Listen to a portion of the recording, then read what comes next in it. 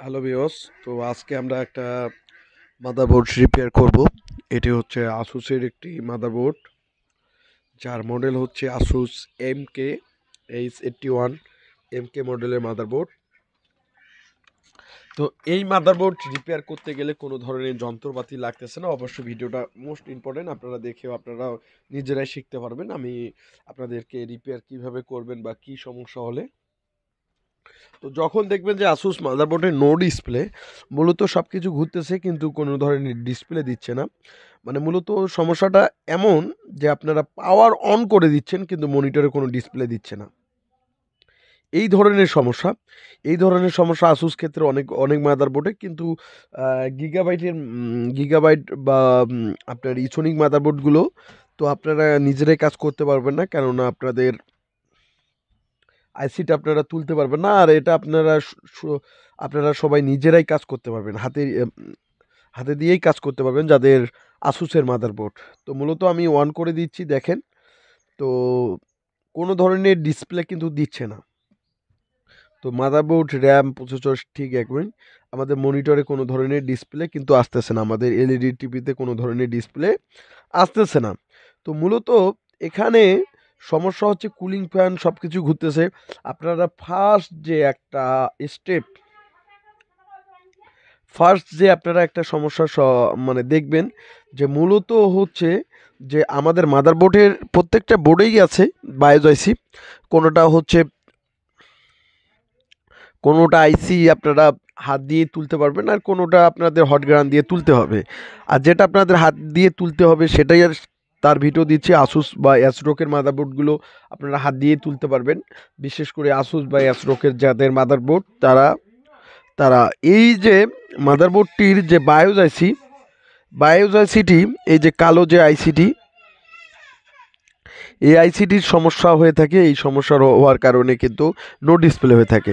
তো মূলত আপনাদের এই জন্য ভিডিও করা, আপনারা নিজেরাই রিপেয়ার করতে পারবেন। তো এই যে আমি বায়োসটা তুলে ফেললাম, এটি হচ্ছে বায়োস আইসি। তো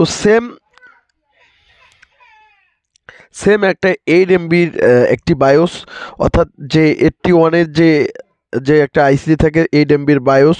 তো একটা সেম 81 বা সেম বোর্ড থেকে একটা লাগাই দিবেন 81 বা বায়োস।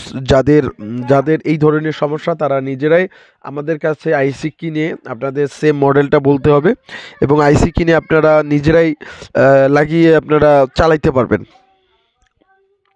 তো মূলত আমাদের কাছে যে এই যে সেম একটা আইসি রয়েছে, আমরা এই আইসিটি আমরা লাগিয়ে দেব। তো মূলত যে এই আইসিটি আমরা লাগিয়ে দেব, তো আপনারা যারা আমাদের ভিডিওগুলো দেখতেছেন, এই যে আমি এখন আইসিটি আমি লাগিয়ে দেব। তো মূলত 8 MBর যে সেম একটি আইসি, এই আইসিটি আমি সুন্দরভাবে লাগিয়ে দেব দুটার মধ্যে। এখন আমি যেটা নষ্ট সেটা বাতিল করে আমি ভালোটা লাগিয়ে দেব। মূলত এখন আমি ভালোটা লাগিয়ে দেব, ভালো আইসিটা আমি লাগিয়ে দেব। এবং লাগানোর ক্ষেত্রে আপনাদের লাগানোর প্রসেসটা আমি বলে দেই। তো আইসির মাথায় দেখবেন যে একটা ফোটা রয়েছে, সেটা হচ্ছে 1 নাম্বার পিন। এখানে 1 নাম্বার থেকে 8টি পিন রয়েছে, 8টি পিন থাকবে। তো 1 নাম্বার থেকে 8 নাম্বার পিন। তো 1 নাম্বারটা আপনারা কীভাবে বুঝবেন, আইসিতে ফোটা থাকবে, এই যে দেখতে পাচ্ছেন। তো একটু দাগ রয়েছে, সেই দাগ দেখে আপনারা লাগিয়ে দিবেন। তো আপনারা যারা এই ধরনের, এই যে আমি আইসিটি খুব সুন্দরভাবে এই যে এখানে লাগিয়ে দেবো, ব্রাশ দিয়ে আমি ব্রাশ করে নেব মূলত এই যে সুন্দরভাবে। তো এখানে কিন্তু আমি এই জন্য কিন্তু আজকের এই ভিডিওটা করা। তো এই যে আমি লাগিয়ে দিলাম। তো মূলত এখন আমি মাদারবোর্ডটি অন করব। অন করলে কিন্তু মাদারবোর্ডটি ডিসপ্লে দিয়ে দিবে। তো যেহেতু আমাদের মাদারবোর্ডটির আইসিটি এই ধরনের সমস্যা, আইসিটির সমস্যার কারণে কিন্তু মাদারবোর্ডটি ডিসপ্লে দেয়নি, এখন দিবে। তো আমরা কিভাবে বুঝতে পারলাম যে আমরা মাদারবোর্ডটির এই আইসিটির সমস্যা? তো অবশ্যই এটা জানতে গেলে অবশ্যই আমাদের রিপেয়ারের কোর্স যারা করতে চাচ্ছেন, অবশ্যই রিপেয়ারের কোর্স করতে হবে, আপনাদেরকে বুঝিয়ে দেব। তো সাধারণত এভাবেই আমরা নো ডিসপ্লের কাজ করে থাকি। তো এইটুকু সমস্যার কারণে যে আপনারা বোর্ডগুলো ফেলাই দেন, বা যারা এই ধরনের কাজ করে যারা মোটা টাকা ইনকাম করতে চাচ্ছেন, অবশ্যই আমাদের ল্যাব থেকে আপনারা ইনকাম করতে পারবেন। তো মূলত যে আমাদের কাজ থেকে কাজ শিখে আপনারা ইনকাম করতে পারবেন। তো আমাদের মাদারবোর্ডটি এই যে ডিসপ্লে দিয়ে দিছে অলরেডি, আমাদের যে টিএমএস এলইডি যে টিভিটি অন হয়ে গেছে, অলরেডি আমাদের ডিসপ্লে কিন্তু দিয়ে দিল। তো যারা আপনারা এই মাদারবোর্ডটির এই ধরনের সমস্যা বা অন্যান্য মাদারবোর্ডের নো ডিসপ্লে সমস্যা বা সেম অ্যাস্ট্রোক বা আসুসের ক্ষেত্রে আপনারা হাত দিয়েই তুলতে পারবেন। তো যারা গিগাবাইটের ভিডিওগুলো নিতে চাচ্ছেন বা পেতে যাচ্ছেন, অবশ্যই আমি গিগাবাইট দিয়েও একটা ভিডিও আপনাদেরকে করে দেখাবো। তো অবশ্যই আপনারা কমেন্ট করবেন, আর যত কমেন্ট করবেন তত আমাদের ভালো লাগবে। আর অবশ্যই ভিডিওগুলো শেয়ার করে দিবেন। তো যে যেখান থেকে পারেন অবশ্যই ভিডিওগুলো দেখবেন আর ভিডিওগুলো শেয়ার করে দিবেন। আমরা এভাবেই মূলত যে মাদারবোর্ডগুলো রিপেয়ার করে থাকি নো ডিসপ্লের। তো আপনারা সামান্য এইটুকু কারণের জন্য অনেক আপনাদের প্রতিষ্ঠান বা অনেক জায়গায় আপনারা যে জায়গায় বসবাস করেন তারা মাদারবোর্ড রিপেয়ার করতে পারে না।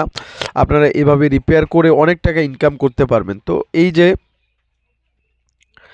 যে মাদারবোর্ডের মডেল সহ দিয়ে দিছে, আমি প্রসেসর কি লাগাইছি, 4 জেনারেশন করাইছি। এই যে আসুসের MK মডেল, তো আপনারা দেখতে পাচ্ছেন H110MK। তো আপনারা যারা এই ধরনের যারা কোর্স করতে যাচ্ছেন অবশ্যই আমাদের ল্যাব থেকে কোর্স করতে পারবেন, আর অবশ্যই ভালোভাবে কাজ শিখতে পারবেন। তো ধন্যবাদ সবাইকে, আর আশা করি আপনাদের যে সমস্যার সমাধানটি হয়ে যাবে। তো যাদের হবে না অবশ্যই আমাকে কমেন্ট করবেন, কমেন্টের মধ্যে আমাকে জানাবেন। ধন্যবাদ সবাইকে।